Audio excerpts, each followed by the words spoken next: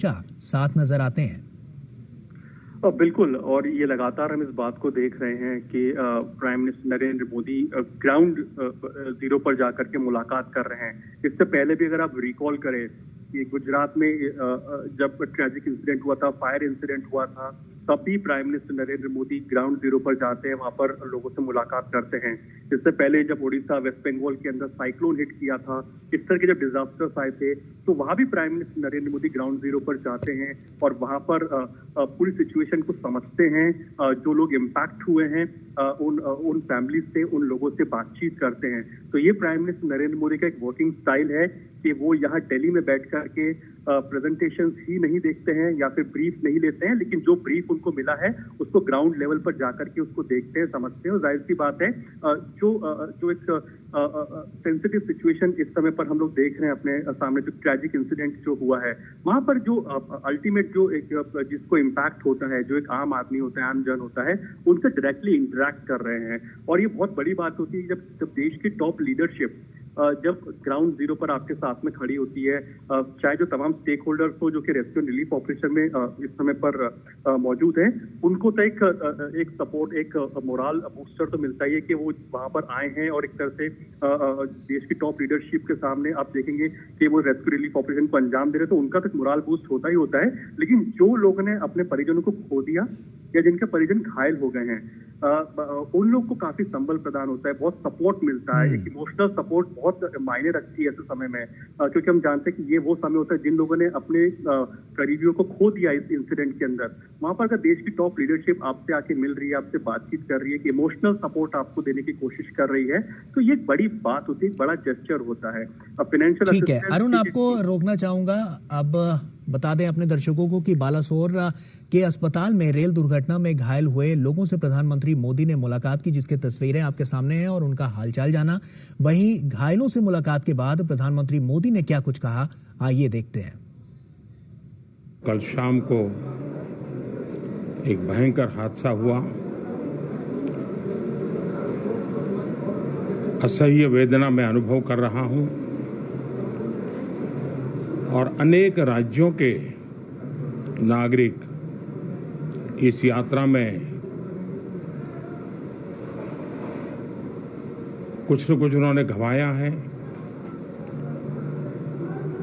जिन लोगों ने अपना जीवन खोया है,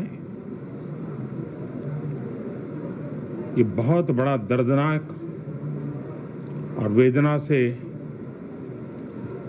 भी परे, मन को विचलित करने वाला। जिन परिवारजनों को इंजरी हुई है, उनके लिए भी सरकार उनके उत्तम स्वास्थ्य के लिए कोई कोर कसर नहीं छोड़ेगी। जो परिजन हमने खोए हैं वो तो वापस नहीं ले पाएंगे,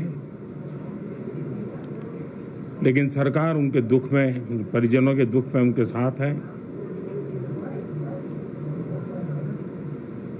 सरकार के लिए ये घटना अत्यंत गंभीर है। हर प्रकार की जांच के निर्देश दिए गए हैं और जो भी दोषी पाया जाएगा उसको सख्त से सख्त सजा हो, उसे बख्शा नहीं जाएगा। मैं उड़ीसा सरकार का भी, यहाँ के प्रशासन के सभी अधिकारियों का, जिन्होंने जिस तरह से इस परिस्थिति में अपने पास जो भी संसाधन थे लोगों की मदद करने का प्रयास किया, मैं यहाँ के नागरिकों का भी हृदय से अभिनंदन करता हूँ, क्योंकि उन्होंने इस संकट की घड़ी में, चाहे ब्लड डोनेशन का काम हो, चाहे रेस्क्यू ऑपरेशन में मदद की बात हो, जो भी उनसे बन पड़ता था करने का प्रयास किया है। खास करके इस क्षेत्र के युवकों ने रात भर मेहनत की है। मैं इस क्षेत्र के नागरिकों का भी आदरपूर्वक नमन करता हूं कि उनके सहयोग के कारण ऑपरेशन को तेज गति से आगे बढ़ा पाए रेलवे ने अपनी पूरी शक्ति, पूरी व्यवस्थाएं रेस्क्यू ऑपरेशन में, आगे रिलीफ के लिए और जल्द से जल्द ट्रैक रिस्टोर हो, यातायात का काम तेज गति से फिर से आए, इन तीनों दृष्टि से सुविचारित रूप से प्रयास आगे बढ़ाया है।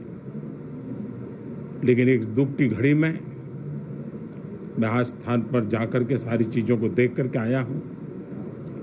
अस्पताल में भी जो घायल नागरिक थे उनसे मैंने बात की है। मेरे पास शब्द नहीं है इस वेदना को प्रकट करने के लिए, लेकिन परमात्मा हम सबको शक्ति दे कि हम जल्द से जल्द इस दुख की घड़ी से निकले। मुझे पूरा विश्वास है कि हम इन घटनाओं से भी बहुत कुछ सीखेंगे और अपनी व्यवस्थाओं को भी और जितना नागरिकों की रक्षा को प्राथमिकता देते हुए आगे बढ़ाएंगे। दुख की घड़ी है, हम सब प्रार्थना करें इन परिजनों के लिए। तो प्रधानमंत्री नरेंद्र मोदी को आप सुन